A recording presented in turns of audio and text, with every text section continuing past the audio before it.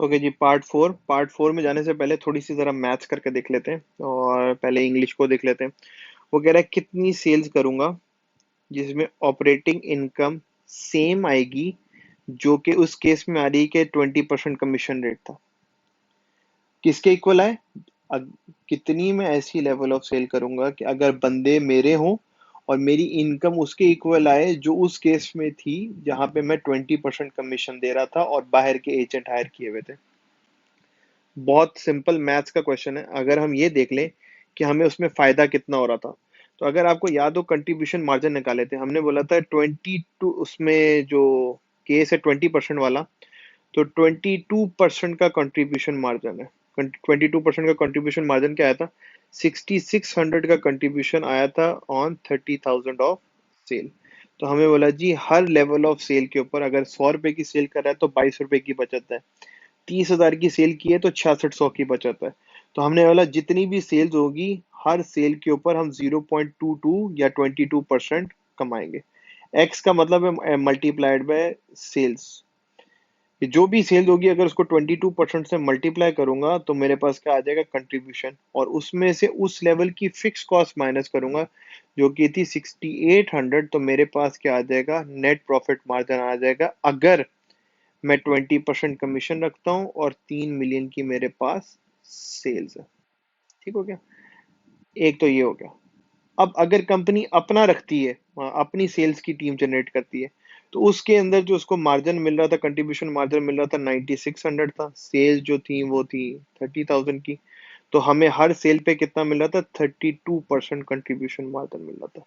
तो हमने बोला जी 32% और 0.32 मल्टीप्लाइड बाय सेल, जो भी लेवल ऑफ सेल है उसका 32% मुझे जो है वो बचत आएगी। माइनस 8600,000 की मेरे पास फिक्स कॉस्ट है, तो ये मेरा नेट प्रॉफिट आ जाएगा। तो क्वेश्चन कहना चाह रहा है कि अगर दोनों का नेट प्रॉफिट सेम है, मतलब अगर ये दोनों वैल्यूज जो है वो सेम है, तो कितने लेवल ऑफ सेल के ऊपर सेम होंगी? अब हमने क्या करना है? अब मैथ्स का काम आ गया कि अगर दोनों के नेट प्रॉफिट सेम है, अगर ये net profit is equal to net profit same है, तो हम इनको आपस में रिप्लेस कर देते हैं। तो आपस में कैसे रिप्लेस कर सकते हैं? 0.32 multiplied by sales minus 8600 is equal to 0.22 into sales minus 6800। तो मैंने क्या कर दिया? इस नेट प्रॉफिट में ये वाली वैल्यूज के साथ रिप्लेस कर दिया। फाइंड आउट क्या करवाना चाहता है? कितनी सेल होंगी तो ये पॉसिबल है। ओके जी, आगे चले मैथ्स के हिसाब से। अगर आगे चलें तो अगर मैं इसको थोड़ा सा ऊपर की तरफ शिफ्ट करने की कोशिश कर सकता था, लेकिन अब मिस हो गया। तो मैं इसको ऊपर ही ड्रॉ करने लगा हूँ। आपको अगर ना समझ में आए तो मुझे बता दीजिएगा कि सर ये वाली बात बीच में से हम लोग गुम हो गए थे।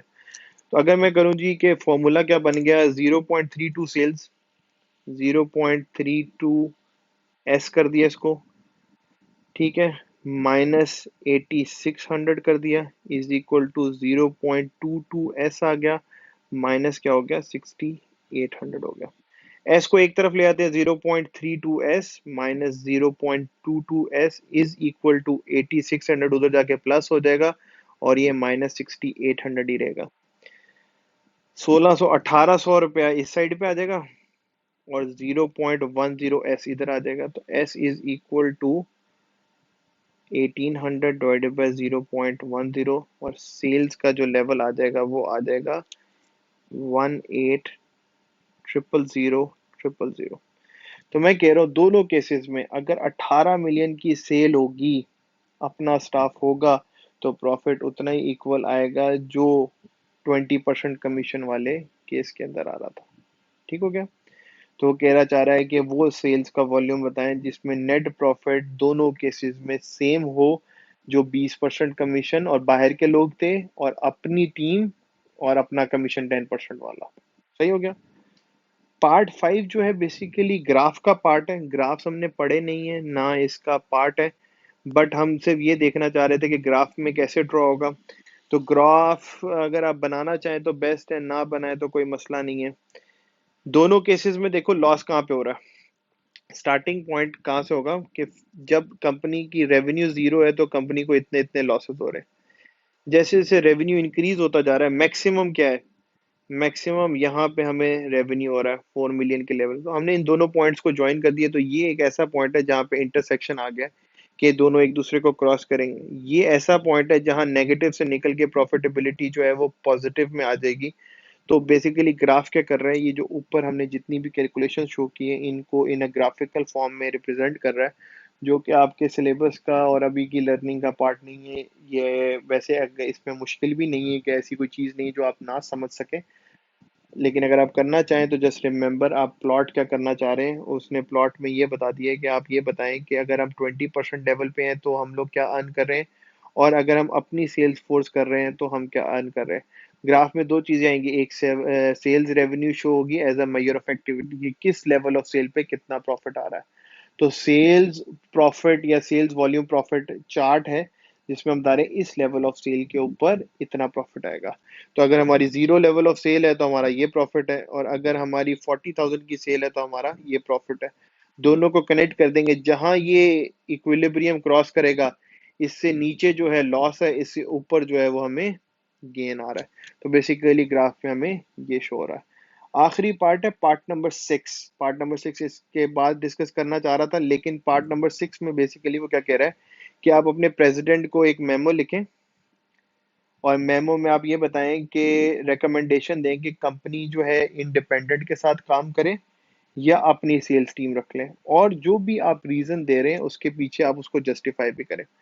तो ये वाला पार्ट मैं कहूंगा कि आप लोग खुद जो है एक अटेम्प्ट करें, अदरवाइज एक सैंपल आंसर जो बुक का सजेस्टेड सोल्यूशन है वो यहाँ पे प्रोवाइडेड है। ये सारा का सारा कंटेंट जो है गैरिसन नौरीन का है, और this is just an instructional video. तो this is a sample answer जो आप यूज कर सकते हैं। जितनी बातें हमने आपके साथ रखी हैं कि कौन सा कंपनी को ऑप्शन चूज करना चाहिए, तो आप इसको डिस्कस करें प्रॉफिट वाइज, कंपनी को प्रॉफिट कितना हो रहा है, कि इस लेवल ऑफ सेल के ऊपर हमें एक्टिविटी कितनी जनरेट करने पड़ेगी, सेल्स कितनी होंगी, हमारा कंट्रीब्यूशन मार्जिन में क्या इम्पैक्ट आएगा, हमारी फिक्स कॉस्ट पे क्या इम्पैक्ट आएगा, और हमारे प्रॉफिट पे क्या इम्पैक्ट आएगा। तो दोनों ऑप्शंस को आप individually side by side compare कर लें, और कंपनी को अपनी रिकमेंडेशन दे दें कि हमारे ख्याल से ये हमें 20% पे काम करना चाहिए, या हमें इसको जो है अपनी सेल्स टीम को हायर कर लेना चाहिए। I hope so this question is now you can do it on your own. एक दफा पढ़ के इसको दोबारा अटेम्प्ट करें ताकि पता चल सके कि आपको ये बातें समझ में आ गई या नहीं आ गई। Thank you so much. अस्सलाम वालेकुम।